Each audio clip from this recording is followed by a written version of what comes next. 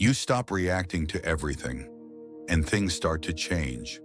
Not all at once, but in ways you can feel, not in a dramatic way, not overnight, and not perfectly either. But you notice it. Situations that used to pull you in don't have the same effect. Thoughts that used to take over your attention don't stay as long. Small problems don't automatically become big mental events. You still notice things. You still think.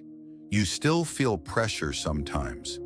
But you're no longer getting pulled into every thought, every emotion, and every situation with the same intensity. And that shift might seem small at first, but it isn't, because this is usually where mental stability begins.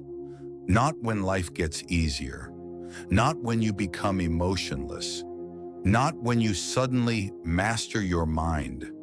It starts when your mind stops reacting automatically to everything that happens around you and inside you. That is where the real change begins. At first, this does not feel like a major transformation. You still have thoughts. You still get annoyed. You still feel stress, pressure, uncertainty, and emotional reactions. But the pattern starts to change. Before, everything was immediate. A message came in, and your mind was already trying to read into the tone. A conversation ended, and you kept replaying what you said. A small mistake happened, and your mind kept building on it. A future possibility showed up, and your brain was already trying to predict outcomes. There was no gap. Something happened, and your mind entered it automatically. It did not ask whether the thought was useful. It did not ask whether the reaction was necessary. That was the pattern. And for a lot of people, that pattern becomes so normal that they stop noticing it.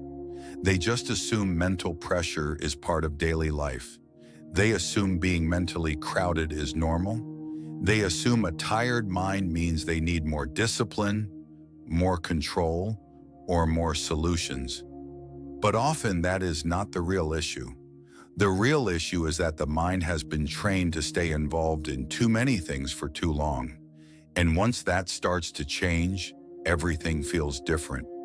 Most people think mental stability comes from better control.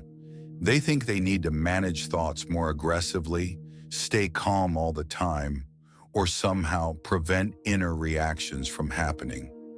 But that usually creates more pressure, not less, because now you are reacting not only to life, but also to your own mind.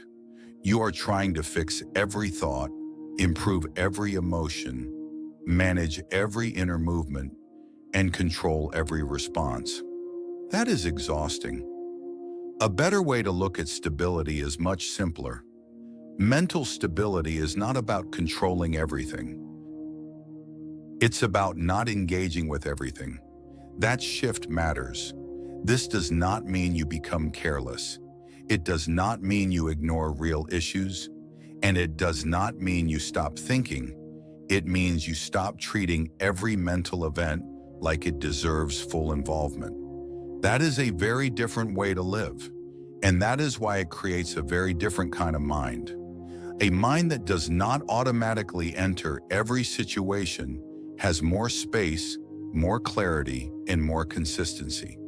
That is what stability starts to look like in practice. Think about how mental overload actually builds. It usually does not come only from major life problems. It comes from repetition. A short conversation keeps replaying in your mind. A delayed reply turns into multiple assumptions. A mistake from earlier in the day keeps showing up in your thoughts. A future task becomes a whole mental scenario before you even start it. So one event becomes multiple rounds of internal activity. That is where a lot of exhaustion really comes from. Not just from what happened, but from how long your mind stays connected to it. The event happens once, but in your mind it keeps happening. And because this happens across many small situations throughout the day, Your mind never gets to reset properly. That is why some people feel mentally tired even when their day did not look that intense on the outside. The exhaustion is not always in the schedule. It is often in the internal carryover. When you stop reacting to everything, this starts to change. Things begin to end where they end. A moment happens, and it does not automatically become a long internal process. A thought appears, and it does not immediately become a full mental chain. A feeling rises, and it does not have to shape the rest of the day. That is a major shift, because now your mind is not creating extra weight on top of what already exists. And that is one of the clearest signs that mental stability is starting to form. So what does this actually look like in real life?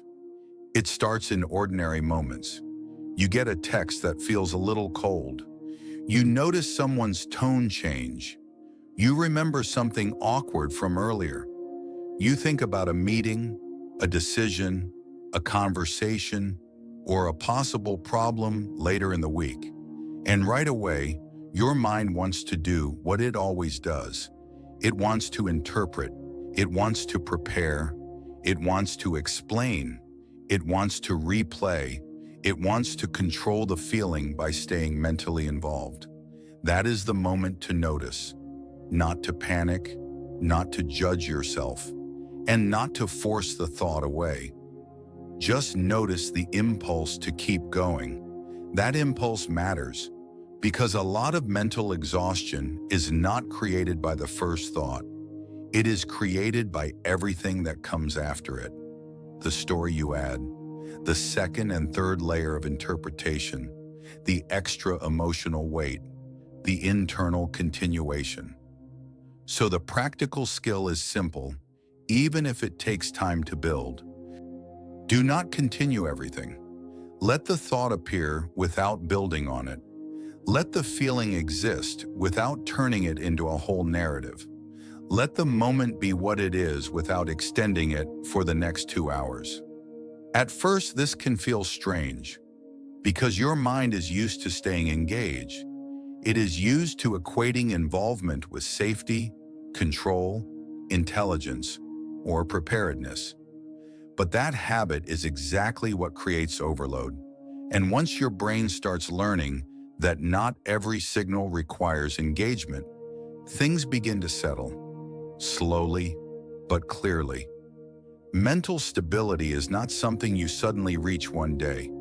It is something you build in small moments by reacting less, by staying involved in fewer things, by letting situations end when they end, by not turning every thought into a process and every feeling into a problem. Over time, this changes the quality of your mind. There is less pressure, less mental carryover from one moment to the next. And this matters more than most people realize. Because when your mind is reacting to everything, it becomes inconsistent. Your state changes too fast. Your attention gets pulled in too many directions. Your internal energy gets scattered. But when you stop reacting to everything, your mind starts becoming more stable in a very practical way. You recover faster. You get pulled in less. You stay clear longer. You stop giving the same level of importance to every small disturbance. That is not emotional numbness. That is stability. And the more this pattern strengthens, the less life feels like a constant mental interruption. You do not need to control every thought to become more stable. And you do not need to stay mentally involved in everything just because your mind is used to doing that. What changes first is not your life. What changes first is how much access everything has to your mind. That is where stability begins. It begins when not every thought gets your attention, when not every discomfort becomes a process, when not every situation continues inside you after it already ended. And if you keep practicing that, the change becomes noticeable. Your mind feels less crowded. Your reactions lose intensity faster. Your inner state becomes more consistent. That's how mental stability starts to form. Not by doing more, but by engaging less. If this made sense to you, stay with this.